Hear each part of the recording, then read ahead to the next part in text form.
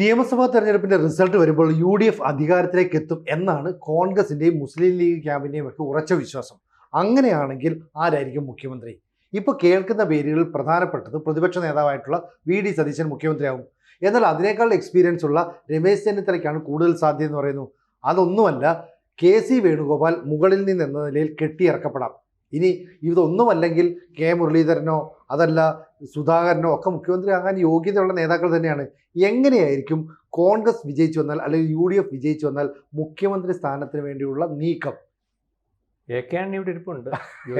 പ്രായാധിക്യമുള്ള മറന്നുപോലും. അപ്പോൾ ഇതിനകത്ത് 3 പേരുടെ പേരാണ് വരുന്നത്. 3 പേരുടെ പേരിനകത്ത് നമ്മളിപ്പോൾ അതിനകത്ത് സാധ്യതകളും അല്ലെങ്കിൽ അവർക്ക് വരാതിരിക്കാനുള്ള കാരണങ്ങളും നമ്മൾ പരിശോധിച്ചാൽ, സാധ്യത എന്ന് പറയുമ്പോൾ ആദ്യം നമുക്ക് പരിശോധിക്കേണ്ടത് വനവാസത്തിന് പോകാൻ നിൽക്കുന്ന VD സതീശൻ്റെ കാര്യമാണ്. അദ്ദേഹമാണ് പറയുന്നത് അധികാരത്തിൽ വരും, വന്നില്ല ഞാൻ വനവാസത്തിന് പോയിക്കൊള്ളാം, അല്ലെങ്കിൽ അത്രയ്ക്ക് ബോധ്യമുള്ള ഒരാൾ അധികാരത്തിൽ വരുമെന്ന് ബോധ്യമുണ്ടായിട്ടാണല്ലോ ഞാൻ ഇതുവരെ ഈ വനവാസത്തിന് ഇതുവരെ നിന്നിരുന്ന പണി രാഷ്ട്രീയ പ്രവർത്തനമാണെങ്കിൽ ഈ ചെറുപ്പത്തിലെ വനവാസത്തിന് പോകണമെന്ന് തീരുമാനിക്കണമെങ്കിൽ അധികാരത്തിൽ വരുമെന്നുള്ള ബോധ്യമുണ്ട്.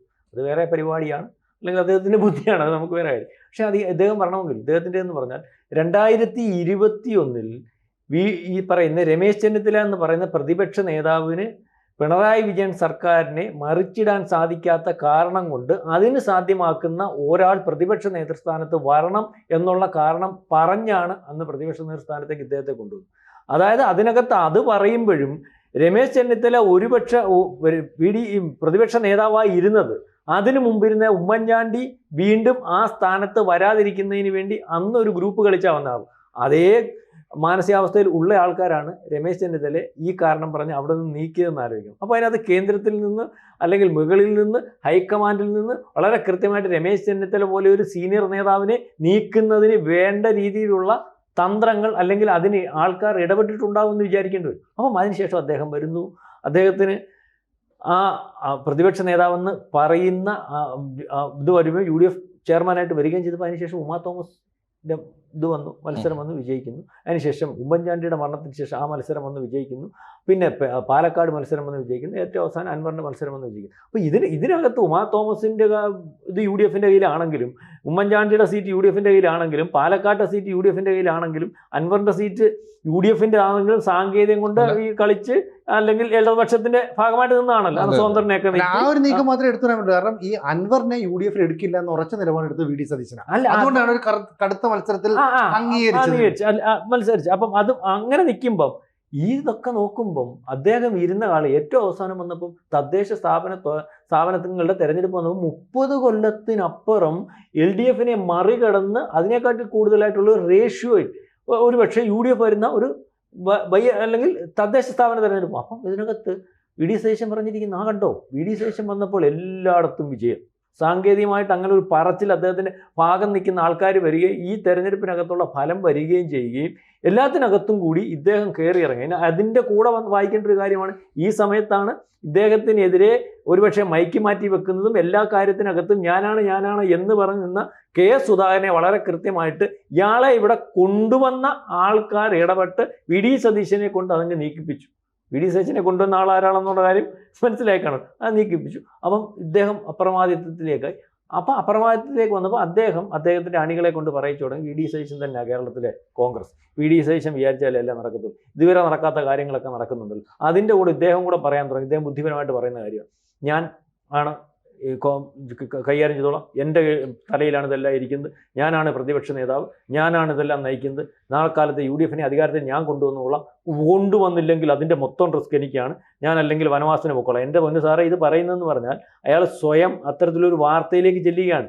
കാരണം ഇതുവരെ ഉണ്ടായിരുന്ന കാര്യങ്ങൾ സാങ്കേതികമായിട്ട് നോക്കിയാൽ ഭൂരിപക്ഷം അല്പം കൂടുതലല്ലാതെ ഉമ്മൻചാണ്ടിയുടെ സീറ്റ് 50 കൊല്ലം കൊണ്ട് അവിടെ തന്നെ ഇരിക്കുന്ന, ഉമാ തോമസ് ഇരിക്കുന്ന സീറ്റ് UDFൻ്റെ സീറ്റാണ്. അതിനിപ്പുറം പാലക്കാട് സീറ്റ് വളരെ കാലമായിട്ട് UDFൻ്റെ കയ്യിലിരിക്കുന്ന ഈ തദ്ദേശ സ്ഥാപന തെരഞ്ഞെടുപ്പിനകത്തേ ഉള്ളൂ ഇപ്പം ഈ പറഞ്ഞത്, അതും പരിശോധിക്കണമെന്നാണ് പുള്ളി പറഞ്ഞത്. അതിനപ്പുറം ഒന്നുമില്ല. അപ്പം അതിനകത്ത് ഇദ്ദേഹത്തെ കൊണ്ടുവന്ന് ഇറക്കിയവർ ഒരുപക്ഷെ ആവശ്യം വരുമ്പോൾ മാറ്റാമെന്ന് തീരുമാനിച്ചിരുന്നിടത്ത് VD സതീശൻ്റെ ബുദ്ധി കൊണ്ട് VD സതീശൻ സ്വയം പ്രഖ്യാപിക്കുന്നു, കോൺഗ്രസ് കേരളത്തിൽ നിൽക്കുമ്പോൾ ആ കോൺഗ്രസിന് ഇതുവരെയുള്ള ജയമെല്ലാം അപ്രമാദിത്വത്തിൽ ഞാൻ ഏറ്റെടുക്കുന്നു, എൻ്റെ ഭാഗമാകുന്നു എന്നുള്ള റോൾ അഭിനയിക്കുന്നത് വളരെ കൃത്യമായിക്കൊണ്ട് അവസാനം കോൺഗ്രസിന് എന്തെങ്കിലും സംഭവിച്ചാൽ അതും ഞാനാണെന്ന് പറയുമ്പോൾ നാളെ കാലത്ത് സംഭവിച്ച VD സതീശന് ഒന്നും പറ്റാനില്ല. സംഭവിച്ചില്ല. ഈ തദ്ദേശ സ്ഥാപന തെരഞ്ഞെടുപ്പിലെ കൂട്ട് UDF അധികാരത്തിൽ വരുന്ന ഒരു അവസ്ഥ വന്നാൽ ഇയാളെ മാറ്റി നിർത്തി തീരുമാനിക്കാൻ പറ്റാത്ത രീതിയിലേക്കുള്ള ഒരു വാർത്ത അയാൾ സൃഷ്ടിച്ചെടുത്തിരിക്കുന്നു എന്ന് വേണം കരുതാൻ. മനസ്സിലാവും. അപ്പോൾ അദ്ദേഹത്തിന്റെ സാധ്യത അങ്ങനെ ആയിരിക്കണം. അതിനുശേഷം ഈ ഇലക്ഷൻ ശേഷം വരുന്നതെന്ന് പറഞ്ഞാൽ വാട്സപ്പ് ഗ്രൂപ്പിലൂടെയും മറ്റു പല രീതിയിലേക്കൂടെയും VD സച്ചിൻ കണ്ടല്ലോ എറണാകുളം DCC പ്രസിഡന്റ് പറഞ്ഞത്. ഷിയാസ് പറഞ്ഞു എറണാകുളത്ത് നിന്നായിരിക്കണം മുഖ്യമന്ത്രി ഞങ്ങളുടെ ആഗ്രഹം. അത് ചുമ്മാതെ പറഞ്ഞൊന്നുമല്ല. അന്നേരം ലിജു അപ്പുറത്തിരുന്ന് പറഞ്ഞു അങ്ങനെ തീരുമാനിക്കാൻ പറ്റത്തില്ല, അതൊക്കെ നമ്മുടെ ACC കൊണ്ട് ഹൈക്കമാൻഡാണല്ലോ തീരുമാനിക്കും. അപ്പോൾ ഈ രീതിയിലേക്കുള്ള കാര്യം പരസ്യമായിട്ട് വന്നപ്പോൾ 4-ാം തീയതി വരെ ഈ രീതിയിൽ കാര്യങ്ങളൊന്നും വേണ്ട എന്ന് ഹൈക്കമാൻഡ് വളരെ കൃത്യമായിട്ട് പറഞ്ഞു. അതുകൊണ്ട് രഹസ്യമായിട്ട് ഇപ്പോൾ വാട്സപ്പ് ഗ്രൂപ്പുകൾ ഉണ്ടാക്കി ആൾക്കാർ. അപ്പോൾ അദ്ദേഹത്തിന്റെ സാധ്യതയും അദ്ദേഹത്തിന്റെ പണിയും അതൊന്ന്. രണ്ടാമത് രമേശ് ചെന്നിത്തലയാണുള്ളത്. രമേശ് ചെന്നിത്തല ഇതുപോലെ ആദ്യത്തെ പ്രാവശ്യം പ്രതിപക്ഷ നേതാവായിരുന്നല്ലോ. പ്രതിപക്ഷ നേതൃസ്ഥാനത്തു നിന്ന് അദ്ദേഹത്തിനെ പ്രഖ്യാപിതമായിട്ട് മാറ്റി. അത് അന്നേ ചെന്നയാൾ അദ്ദേഹം ഹൈക്കമാൻഡിൻ്റെ അടുത്ത് വളരെ കൃത്യമായിട്ട് പറഞ്ഞിരുന്നു. സോണിയാഗാന്ധിയെ ധരിപ്പിച്ചിരുന്നു, എന്നോട് കാണിച്ച നീതികേടാണ്, ഒരു പ്രാവശ്യം അധികാരത്തിൽ വന്നില്ല എന്ന് പറഞ്ഞ് സീനിയറായിട്ടുള്ള എന്നെ ആ കാരണം പറഞ്ഞുകൊണ്ട് മാറ്റി. അപ്പോൾ അത് ആരോടും ആലോചിക്കാതാണെന്ന് പറഞ്ഞ് അദ്ദേഹം അത് അവിടെ പറയുകയും വെളിയിൽ പറയാതിരിക്കുകയും ചെയ്തു. മാത്രവുമല്ല, ഇദ്ദേഹത്തെക്കാട്ടി കൂടുതലായിട്ട് സാമുദായിക നേതാക്കന്മാർ NSSൻ്റെ അതുപോലെ SNDPയുടെ മറ്റ് പല ഈ തുലനം ചെയ്യുമ്പോൾ മറ്റു പല സാമുദായിക നേതാക്കന്മാരുടെ പിന്തുണ ഏറ്റവും കൂടുതൽ ഉള്ള ആളും VD സതീശൻ എന്ന് പറയുന്ന ആളിനെ മാറ്റി സ്ഥാപിക്കുന്നതിന് വേണ്ടി ഒരു പേര് ആലോചിച്ചാൽ ആ പേര് പറയാൻ സാധ്യതയുള്ള ആളുമായിട്ട് രമേശ് ചെന്നിത്തല വരുന്നുണ്ട്. രമേശ് ചെന്നിത്തലയുടെ പേര് ഏറ്റവും അവസാനം നമ്മൾ അറിയുന്നത് ശരിയാണെങ്കിൽ ഹൈക്കമാൻഡിൽ ഇദ്ദേഹത്തിന് സീറ്റ് കൊടുക്കാതിരിക്കുന്നതിന് വേണ്ടി തീരുമാനിച്ചപ്പോൾ അദ്ദേഹം അവിടെ വെച്ച് മല്ലികാർജ്ജുന ഖാർഗെയും ഈ നമ്മുടെ പ്രതിപക്ഷ നേതാവായിട്ടുള്ള രാഹുൽ ഗാന്ധിയുടെ അടുത്തും പറഞ്ഞെന്നാണ് പറഞ്ഞത്, ഞാൻ മാറി നിൽക്കാം, ഇനി ഞാൻ ഒക്കത്തില്ലെങ്കിൽ മാറി MP സാർ മത്സരിക്കേണ്ട, പാർട്ടിക്ക് ദോഷമാകും, അല്ലെങ്കിൽ പലരെയും മത്സരിപ്പിക്കേണ്ടി വരും, അത് നിങ്ങളായിട്ടൊരു മുടക്കം ഉണ്ടാക്കരുത്, നിങ്ങളൊന്ന് മാറി നിൽക്കണമെന്ന് പറഞ്ഞപ്പോൾ എന്നാൽ VD സതീശൻ എന്ന് പറയുന്ന എന്നെ തീർക്കാൻ നിന്നവനെ മുഖ്യമന്ത്രിയാക്കാൻ പാടില്ല, UDF അധികാരത്തിൽ വന്ന് ശരിയാക്കത്തില്ല എന്നുള്ള തീരുമാനം എടുപ്പിച്ചിട്ടാ പുള്ളി അവിടെ നിന്ന് ഡൽഹിയിൽ നിന്ന് ഇങ്ങോട്ട് പോകുന്നത് എന്നുള്ള രീതിയിലേക്കുള്ള വർത്തമാനം വരുന്നുണ്ട്. അപ്പം നമ്മൾക്കറിയാമല്ലോ, നേരത്തെ താക്കോൽ സ്ഥാനം മേടിച്ചു കൊടുക്കാൻ നിൽക്കുന്ന സുകുനാർ തന്നെ ഇപ്പോഴും NSSൻ്റെ ജനറൽ സെക്രട്ടറി. അതുപോലെ തന്നെ യാതൊരു കാരണവശാലും കഴിഞ്ഞ ഇലക്ഷൻ മുമ്പത്തെ പ്രാവശ്യം നമ്മുടെ VD സതീശൻ്റെ മണ്ഡലത്തിൽ പോയി നിന്ന് സ്വന്തം മൈക്ക് വാടകയ്ക്ക് എടുത്ത് അവിടെ നിന്ന് കെട്ടി സംസാരിച്ച വെള്ളാപ്പള്ളി നടേശൻ തന്നെയാണ് ഇപ്പോഴും SNDP ജനറൽ സെക്രട്ടറി. ഇപ്പോൾ വെള്ളാപ്പള്ളി എടുത്ത് ചോദിച്ചാലും NSSൻ്റെ ജനറൽ സെക്രട്ടറി ചോദിച്ചാലും ആര് വേണം മുഖ്യമന്ത്രി എന്ന് ചോദിച്ചാൽ രണ്ടുപേരും ഇപ്പം വെള്ളാപ്പള്ളി പറയാൻ പറ്റത്തില്ല, ഈഴവ മുഖ്യമന്ത്രി വേണം, അതിനുള്ള സാധ്യതയെ അടച്ചു, ഈഴവനെ ഇല്ല കോൺഗ്രസ്. അപ്പം ആര് വേണം മുഖ്യമന്ത്രി എന്ന് വെള്ളാപ്പള്ളി അടിച്ചു, സ്വാഭാവികമായിട്ട് കോൺഗ്രസ് ചോദിക്കുമല്ലോ. അല്ലെങ്കിൽ വെള്ളാപ്പള്ളി വെളിയിൽ നിന്ന് ഒരു അഭിപ്രായം പറഞ്ഞാൽ അഭിപ്രായം പരിഗണിക്കാതെ പോകുന്ന ഒരു അവസ്ഥയൊന്നുമില്ല. അപ്പോൾ വെള്ളാപ്പള്ളി പറയും VD സതീശനെ വെക്കാൻ പറ്റത്തില്ല. സുകുനാർ പറയും താക്കോൽ സ്ഥാനത്തേക്ക് ഈ പറയുന്ന VD സതീശനല്ല, ഞങ്ങൾക്ക് ബോധ്യമുള്ള നായരല്ല, എനിക്ക് ആ നായരുടെ കാര്യത്തിൽ സംശയമുണ്ട്, അതുകൊണ്ട് എനിക്ക് ബോധ്യമുള്ള നായർ ഇയാളാണെന്ന് പറയും, ഇപ്പോഴേ പറഞ്ഞിട്ടുണ്ട്. അപ്പോൾ ആ രീതിയിലുള്ള സെറ്റപ്പ് അദ്ദേഹം ഉണ്ടാക്കി. ഇനി മൂന്നാമതൊരാളുണ്ട്. മൂന്നാമതൊരാളെന്ന് പറഞ്ഞാൽ ഹൈക്കമാൻഡിൻ്റെ സ്വന്തം ആൾ. ഹൈക്കമാൻഡിൻ്റെ സ്വന്തം ആളെന്ന് പറഞ്ഞാൽ ഇപ്പം തന്നെ ഈ കഴിഞ്ഞ ദിവസങ്ങളിൽ വന്ന വാർത്ത, ഇപ്പോൾ ഈ അദ്ദേഹത്തിന് മുഖ്യമന്ത്രി ആവാൻ കുഴപ്പമില്ല എന്ന് KPCC പ്രസിഡന്റിനെ കൊണ്ട് പറയിച്ചിട്ടുണ്ട്. മനസ്സിലാവുണ്ടോ? അതെന്ന് വെച്ചാൽ ശൂന്യതയിൽ നിന്ന് പണ്ട് കരുണാകരൻ ഉണ്ടാക്കിയ പോലെ ഒരു വാർത്തയാണ്. കരുണാകരൻ എന്ന് പറയുന്ന കോൺഗ്രസിൻ്റെ ഏറ്റവും വലിയ കക്ഷി അദ്ദേഹത്തിന് കേന്ദ്രത്തിൽ കാര്യങ്ങൾ തീരുമാനിക്കുന്ന ഒരു കാലമുണ്ടായിരുന്നു. ആ കാലത്തിനകത്ത് കുഴപ്പം വന്ന് ഇയാളെ നരസിംഹറാവു അടിച്ച് വെളിയിൽ കളഞ്ഞപ്പോൾ ഒരു ദിവസം പുള്ളി ഡൽഹി ചെന്ന് പ്രസ്താവന ഇറക്കി, വളരെ താമസിയാതെ കോൺഗ്രസിന് വർക്കിംഗ് പ്രസിഡന്റ് ഉണ്ടാവും.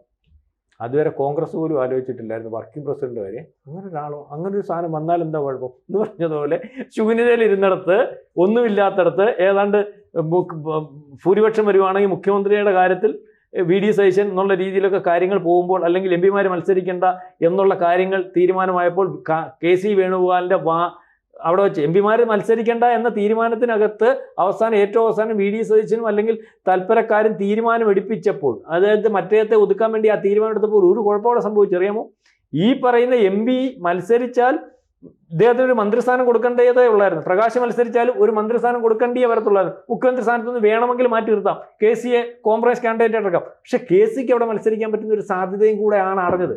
ആ സാധ്യത KC കേരളത്തിൻ്റെ മുഖ്യമന്ത്രി ആകണമെന്ന് അടുത്ത പ്രാവശ്യം ഭൂരിപക്ഷം വരികയാണെങ്കിൽ ആലോചിച്ചിരിക്കുന്നിടത്ത് ഒരു സാധ്യത ഉണ്ടാക്കാൻ വേണ്ടിയാണ് കേരളത്തിലെ KPCC പ്രസിഡന്റ് എന്ന് പറയുന്ന ഒരു റബ്ബർ സ്റ്റാമ്പ്. ഇതുവരെ അറിഞ്ഞിട്ടില്ല, സാധനത്തിനെ കൊണ്ടൊരു ഗുണവും കോൺഗ്രസിന് ഉണ്ടായിട്ടില്ല. ഇതുപോലെ ഒരു KPCC പ്രസിഡന്റ് ഇന്നലെ പറഞ്ഞു വേണമെങ്കിൽ MLA മാരല്ലാത്തവർക്കും മുഖ്യമന്ത്രി ആകാം. അതാരും ഉദ്ദേശിച്ചാൽ പറഞ്ഞ് KC വേണുഗോപാലിനെ. ഇപ്പം KC വേണുഗോപാലിന് എവിടുന്ന് വേറെ ഒന്നുമില്ല, ഹൈക്കമാൻഡ് തീരുമാനിക്കുകയാണെങ്കിൽ ഇവിടെ ഇവർ തമ്മിലൊരു തർക്കം എന്തുവാലും ഉണ്ടാവും. ഇതിനകത്ത് ഗ്രൂപ്പുകൾ ഇപ്പോഴേ തുടങ്ങി, ഒരാൾ അപ്പുറത്തുനിന്ന് ഓപ്പറേഷൻ തുടങ്ങി, ഒരാൾ ഇപ്പുറത്തുനിന്ന് പക്ഷത്തിൽ ഓപ്പറേഷൻ. അപ്പോൾ അതിനകത്തുനിന്ന് ഇത് ശരി രണ്ടുപേരുടെ ആകുമ്പോൾ, മാത്രമല്ല 55% തീരുമാനിച്ചിരിക്കുന്ന സ്ഥാനാർത്ഥികളെ ഇപ്പം പരിശോധിക്കുമ്പോൾ KCയുടെ സ്ഥാനാർത്ഥികളാണ്.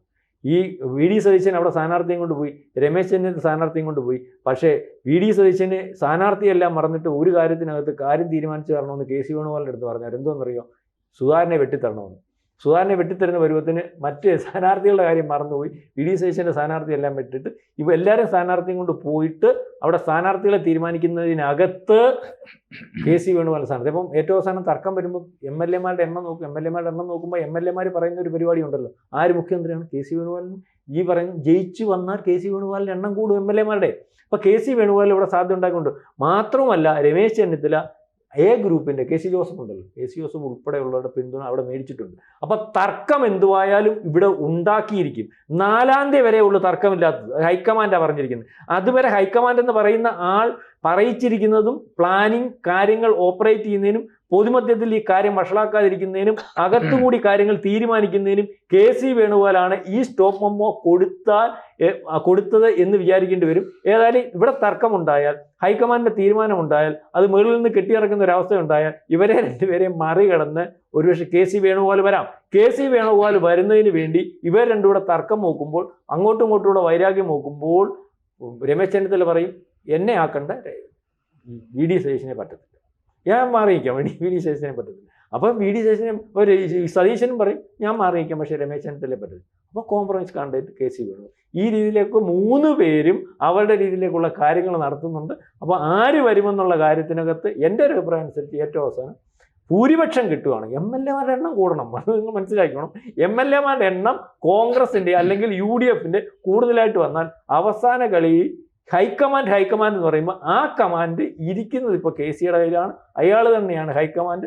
അയാൾ തന്നെ അങ്ങ് തീരുമാനിച്ച് ഇറങ്ങി വന്ന് മുഖ്യമന്ത്രിയാകുന്നതിന് വേണ്ടിയുള്ള ഒരു സാധാരണ ഇവിടുത്തെ കോൺഗ്രസ് നശിക്കാൻ പാടില്ല. കഴിഞ്ഞ ദിവസം ഇന്റർവ്യൂവിനകത്ത് അദ്ദേഹം പറഞ്ഞിട്ടുണ്ട് ഏഷ്യാനെറ്റിനകത്ത്, KC എന്ന് പറഞ്ഞാൽ കേരളത്തിലെ കോൺഗ്രസ്. മനസ്സിലായി? അപ്പോൾ ഇങ്ങനെയൊക്കെയാണ് കാര്യങ്ങൾ. ശരി, ഇതിപ്പോൾ സാങ്കല്പികമായ ഒരു വിഷയം. തീർച്ചയായിട്ടും ഇപ്പോൾ നമുക്ക് 1-2 ആഴ്ച സമയമുണ്ട് എന്തായാലും കുത്തിയിരുന്ന് സങ്കല്പിക്കാം. ഇപ്പോൾ UDF അധികാരത്തിൽ വരുമെന്ന് സങ്കല്പിക്കാം. അങ്ങനെയാണെങ്കിൽ കോൺഗ്രസ് ആയിരിക്കും മുഖ്യമന്ത്രിയാവുക. അങ്ങനെ ആകുമ്പോൾ ആര് എന്നുള്ള ചോദ്യം. ഞാൻ ഈ 3 പേര് ഇപ്പോൾ അന്തിമമായി നമ്മൾ ഫിൽറ്റർ ചെയ്തെടുത്താൽ അവസാനം 3 പേരാണല്ലോ ബാക്കിയാവുന്നത്. സാറ് പറഞ്ഞ 3 പേര് അപ്പുറത്തേക്കൊന്നും ഇനിയിപ്പോൾ ഒരു 4, 5, നേരത്തെ 5, 6, 7 ഒക്കെ പേര് കേട്ടിരുന്നു, അതൊക്കെ പോയി. ഇപ്പോൾ 3 ഉള്ളൂ എന്ന് വിചാരിക്കാം. ഈ 3-ൽ ആര് എന്ന ചോദ്യത്തിന് എനിക്ക് തോന്നുന്നു കോൺഗ്രസ്സുകാർക്ക് അവരുടേതായ മാനദണ്ഡങ്ങൾ ഉണ്ടാവും. ഒരുപക്ഷെ അത് തീരുമാനിച്ചു കഴിഞ്ഞിട്ടും ഉണ്ടാവും ഇപ്പൊ തന്നെ. പക്ഷേ അതൊക്കെ കോൺഗ്രസിനെ പറ്റി അറിയാൻ വയ്യാത്തതുകൊണ്ട് സാർ പറഞ്ഞത്. തീരുമാനിച്ചിട്ടുണ്ടാവും എന്ന് പറഞ്ഞാൽ അല്ല, ഞാൻ ആലോചിച്ച് തീരുമാനിച്ചിട്ടില്ല, ആവണമെന്ന് ഒരാൾ തീരുമാനിച്ചിട്ടുണ്ട്. അല്ല, സാറ് പറഞ്ഞതിൽ തന്നെ അതുണ്ട്. എന്താന്ന് വെച്ചാൽ ഇത്തരം ആലോചനകൾ ഇപ്പൊ തുടങ്ങിയതല്ലല്ലോ കോൺഗ്രസ്സിൽ. ഒരാളെ നിലവിലുള്ള സാധ്യത ഉണ്ടായിരുന്ന ഒരാളെ മാറ്റിയിട്ട് പ്രതിപക്ഷ നേതാവായിട്ട് ഒരാളെ കൊണ്ടുവരുന്നു. അന്നൊരു ചർച്ച നടന്നിട്ടുണ്ടാവും. അപ്പോൾ ഭാവിയിൽ ഭരണം കിട്ടുമ്പോൾ എന്തായിരിക്കും, അന്ന് എന്നെ പരിഗണിക്കുമോ എന്ന ചോദ്യം ചോദിക്കേണ്ടവർ ചോദിച്ചിട്ടുണ്ടാവും. അന്ന് ചില തീരുമാനങ്ങൾ അവിടെ എടുത്തിട്ടുണ്ടെന്ന് ഞാൻ മനസ്സിലാക്കുന്നത്. എന്തായാലും ആ തീരുമാനമായിട്ട് വന്നോളൂ. ഇപ്പം നമുക്ക് നമ്മുടെ മുമ്പിൽ, ഇപ്പോൾ മീഡിയയുടെ മുമ്പിൽ അല്ലെങ്കിൽ പൊതുജനങ്ങളുടെ മുമ്പിൽ, രാഷ്ട്രീയ നിരീക്ഷകരുടെ മുമ്പിൽ ഈ 3 പേര് വരുന്നു. ഈ 3 പേര് വന്നാൽ ആരാണ് നമുക്ക് ആഗ്രഹിക്കാവുന്ന ഒരു കാര്യം. കോൺഗ്രസ്സുകാർ എന്താ ആഗ്രഹിക്കുന്നു എന്നല്ല, കേരളം എന്താ ആഗ്രഹിക്കുന്നു, അങ്ങനെ അല്ലെങ്കിൽ കേരളം ആരെയാണ് കുറെ കൂടി ഫേവർ ചെയ്യേണ്ടത് എന്നൊരു ചോദ്യം എൻ്റെ മുമ്പിൽ വന്നാൽ ഞാൻ ഈ 3 പേരിൽ ആദ്യത്തെ ഒരു ഇൻഡെക്സ് എടുക്കും. ആദ്യത്തെ ചോദ്യം എൻ്റെ മുമ്പിൽ കുറച്ച് 4-5 ചോദ്യങ്ങൾ വെച്ച് നമുക്ക് തീരുമാനിക്കാവുന്നേ ഉള്ളൂ. അത് വ്യത്യാസം ഉണ്ടാവും നിലപാടുകളിൽ. ഒന്നാമത്തെ ചോദ്യം, ഈ 3 പേരുടെ രാഷ്ട്രീയമായ വരവ് എങ്ങനെയാണ്? 2 പേരും യുഗപ്രഭാവനായ ഒരു ഗോഡ് ഫാദറുടെ അരുമ ശിഷ്യന്മാരായിട്ട് വന്നതാണ്. ഒരാൾ സെൽഫ് മെയ്ഡാണ്, അയാൾക്ക് ഗോഡ് ഫാദർ ഇല്ല. നിങ്ങളൊന്ന് എടുത്തു നോക്കൂ. എന്തൊക്കെ വിയോജിപ്പ് നിങ്ങൾ VD സതീശനെ കുറിച്ച് പറഞ്ഞോളൂ. VD സതീശനെ വളർത്തിയെടുത്തത് ഞാനാണെന്ന് കോൺഗ്രസ് ചരിത്രത്തിന് ഒരാൾ കുഴിയെന്നടിയിട്ട് എന്ന് പറഞ്ഞാട്ടെ. അല്ല, VD സതീശൻ സെൽഫ് കോൾഡ് അല്ല. VD സതീശൻ ഗ്രൂപ്പ് കളിച്ചിട്ട് അവസാനം വെളി വന്നാളല്ല, പറഞ്ഞോളൂ. ഞാൻ പറയാം, VD സതീശന്റെ ഗ്രൂപ്പ് ഉണ്ടായിരുന്നെങ്കിൽ അത് VD സതീശന്റെ ഗ്രൂപ്പാണ്, കെ കരുണാകരന്റെ ഗ്രൂപ്പ് അല്ല. സംഭവം VD സതീശൻ നയിച്ച ഒരു പ്രധാനപ്പെട്ട സംഭവം, ഒരു പ്രധാന മാർച്ച്, ഒരു പ്രധാന ജനകീയ സംഭവം എന്താ അറിയില്ല. VD സതീശൻ ഒരു മന്ത്രി എന്ന നിലയിൽ എന്ത് കോൺട്രിബ്യൂട്ട് ചെയ്തു? ഒരു മന്ത്രിയായിട്ട് പോലും VD സതീശനെ പരിഗണിച്ചില്ല. ഇനി പ്രതിപക്ഷ നേതാവ് എന്ന നിലയിൽ VD സതീശന്റെ ഒരു കോൺട്രിബ്യൂഷൻ എന്താ? ഒന്നുമില്ല. പ്രതിപക്ഷ നേതാവായതുകൊണ്ട് മീഡിയയുടെ അറ്റൻഷൻ കിട്ടി എന്നതിനപ്പുറത്തേക്ക് ഒരു താൻ പ്രമാണിത്വമല്ലാതെ വേറൊന്നും കാണിച്ചില്ല. ഈ തെരഞ്ഞെടുപ്പിനോടനുബന്ധിച്ച് പല കാര്യങ്ങളും വി ഡി സതീശൻ പറയുകയും തൊട്ട് പിറ്റേ ദിവസം അതിനെ പൊളിച്ചടുക്കി മാധ്യമങ്ങൾ അത് തെറ്റാണെന്ന് സ്ഥാപിക്കുകയും ചെയ്തു. അതിൻ്റെ അടുത്ത ദിവസം വി ഡി സതീശനോട് ചോദിക്കുമ്പോൾ ഞാൻ അങ്ങനെയല്ല പറഞ്ഞത്, ഞാൻ ഇങ്ങനെയാണെന്ന് പറഞ്ഞത് ഉരുണ്ട് കളിച്ചു. ഇതല്ലേ വി ഡി സതീശൻ? അങ്ങനെ ചർച്ച ചെയ്യാം നമുക്ക്. പക്ഷേ എനിക്ക് തോന്നിയിട്ടുള്ളൊരു കാര്യം മറ്റു ചിലതാണ്. ഒന്ന്, സാർ അദ്ദേഹത്തിനെതിരായിട്ട് നമ്മളിപ്പോൾ ചൂണ്ടിക്കാണിച്ചൊരു പ്രധാനപ്പെട്ട പോയിന്റ് ഉണ്ടല്ലോ. ഇപ്പോൾ എല്ലാവരും അദ്ദേഹത്തെ ഇട്ട് ട്രോളുന്നൊരു പോയിന്റ് ഉണ്ടല്ലോ, ഞാൻ കോൺഗ്രസ് അധികാരത്തിൽ വന്നില്ലെങ്കിൽ ഞാൻ വനവാസത്തിന് പോകും. അത് വനവാസത്തിന് പോകാനോ പോകാതിരിക്കാനോ ആവട്ടെ, അത് ഒരു പാർട്ടിയുടെ അണികൾക്ക് കൊടുക്കുന്നൊരു കോൺഫിഡൻസ് ഉണ്ട്, വന്നിരിക്കും എന്നാണത്. ഇതിന് സമാനമായിട്ടൊരു ചിത്രം ഞാൻ കണ്ടിട്ടുള്ളത് ബംഗാളിലാണ്. മമതാ ബാനർജിക്ക് അറിയാം മറ്റാരെക്കാളും സിംഗ്രൂരിൽ പോയി മത്സരിച്ചാൽ അധികാരിയോട് തോൽക്കും എന്ന് നന്നായിട്ടറിയാം. അവർ സ്ഥാനാർത്ഥി പട്ടിക വായിച്ചു. നമ്പർ 1 സിംഗൂർ മമതാ ബാനർജി എന്ന് പറഞ്ഞാൽ അവിടെ ഞാൻ പോയി മത്സരിക്കും എന്ന് പറഞ്ഞാൽ കൊടുക്കുന്ന കോൺഫിഡൻസ് എന്താ? അവിടെ തന്നെ നമ്മൾ ജയിക്കും എന്ന് പറഞ്ഞാൽ ഏറ്റവും വലിയ ആൾ അവിടെ മത്സരിക്കുന്നു, തോൽക്കും എന്നറിഞ്ഞുകൊണ്ട് പോയതാ. അതൊരു ലീഡർഷിപ്പിന്റെ ക്വാളിറ്റിയാണ്. അല്ല, ഇതിനകത്ത് വേറെ സാറ്, ഞാൻ ഇടയ്ക്ക് സാറിനെ ഡിസ്റ്റർബ് ചെയ്യല്ല. ഈ സാറ് കാണുന്നത് മെറിറ്റാ, പക്ഷെ ഇതിനകത്ത് വി ഡി സതീശൻ എന്ന് പറയുന്ന ആൾ ഇതൊക്കെ കാണുന്നത് ഈ മെറിറ്റിലല്ല കാണുന്നത്, അയാളുടെ താല്പര്യത്തിലാണ് കാണുന്നത്. വി ഡി സതീശൻ കണ്ടിരിക്കുന്നത് കേരളത്തിൽ ഇത്രയും അപജയം പറ്റിയ കോൺഗ്രസ് നാളെ കാലത്തെ ഒച്ചഴഞ്ഞ അക്ഷരമാകുന്നത് പോലെ വീണ്ടും അധികാരത്തിൽ വരാനുള്ള സാധ്യത ഉണ്ടെങ്കിൽ അതിൻ്റെ മൊത്തം അച്ഛൻ ഞാനാണ്, ആ അച്ഛനെ മാറ്റി നിർത്തിയ ഒരു തീരുമാനം കോൺഗ്രസ് എടുക്കുമോ എന്ന് ആരും ചോദിക്കാനില്ലാത്തപ്പോൾ മാധ്യമങ്ങളെ കൊണ്ട് ചോദിപ്പിക്കുന്നതിന് വേണ്ടി അയാളെടുത്ത ഒരു സർക്കസ് ആണ്. അതാണ് അയാളുടെ പൊളിറ്റിക്സ്. സതീശന്റെ വിമർശകര് അത് പറയണം, അങ്ങനെ തന്നെ പറഞ്ഞോട്ടെ. ഞാൻ പറയുന്നത്, ഞാൻ അതിന്റെ മെറിറ്റ് മാത്രമേ കാണുന്നത്. അതിന്റെ മറുവശം സാറും പറഞ്ഞോളൂ, സിനിജിയും പറഞ്ഞോളൂ. രണ്ടാമത്തെ കാര്യം, സാറ് അദ്ദേഹത്തിന് എതിരായി പറയുന്നൊരു പ്രധാനപ്പെട്ട പോയിന്റ് എന്താ? രമേശ് ചെന്നിത്തലയുടെ പേര് പറയാൻ ജാതി മേധാവികൾ ഉണ്ടാവും. കേരളത്തിന്റെ ഒരു സെക്യുലർ ഫാബ്രിക് വെച്ച് ഇന്ന് നമ്മുടെ കേരളത്തിന്റെ സാമൂഹ്യ അന്തരീക്ഷത്തെ ആക്കിക്കൊണ്ടിരിക്കുന്ന 2 പ്രമുഖ സമുദായ നേതാക്കൾ, അവരുടെ പിന്തുണ ഇല്ല എന്ന് കേൾക്കുന്നത് ഒരു യോഗ്യതയായിട്ട് കാണും ജനം. ആ സമയത്ത് ജമാഅത്ത് ഇസ്ലാമിയെ സ്വന്തം നിലപാടിൽ കൂട്ടുമെന്ന് ഇവര് രണ്ടും പറയുന്ന 2 ജാതിക്ക് വേണ്ടിയാ പറയുന്നത്. അപ്പം ഈ ജമാഅത്ത് ഇസ്ലാമിയെ കൂടെ കൂട്ടി അത് ശരിയാണെന്ന് വരുത്തി തീർക്കുന്ന ജാതിയുടെ കെയർ ഓഫിൽ ലോകം മൊത്തം രാജ്യം ഉണ്ടാക്കണമെന്ന് പറയുന്നവനെ കൂട്ടുപിടിക്കുമ്പോൾ ഞാൻ പറഞ്ഞത് ഇവരുടെ രണ്ടുപേരുടെയും ഗുഡ് ബുക്കിലല്ല എന്നത് കേരളം പോസിറ്റീവായിട്ട് കാണുന്ന ഞാൻ പറയുന്നത്. മറ്റേത് വേറൊരു വിഷയമാണ്. ഏത്? ന്യൂനപക്ഷ വർഗീയതയെ ഇവർ താലോലിച്ചു, ജമാഅത്തെ ഇസ്ലാമിയോട് എന്ത് സമീപനം എടുത്തു, അത് തീർച്ചയായിട്ടും വിമർശനാത്മകമായിട്ട് കാണാം. രണ്ടാമത്തെ കാര്യം. മൂന്നാമത്തെ കാര്യം, രമേശ് ചെന്നിത്തല ഒരു കാര്യം സാറ് പറഞ്ഞ പോലെ ശരിയാ, KSU, NSU, യൂത്ത് കോൺഗ്രസ്, അതിൻ്റെയൊക്കെ ബ്ലോക്ക് തലം തൊട്ട് അഖിലേന്ത്യാ കമ്മിറ്റി വരെ നയിച്ച ആളാണ് രമേശ് ചെന്നിത്തല. അന്ന് സമരങ്ങൾ ധാരാളമായിട്ട് നയിച്ചിട്ടുണ്ട്.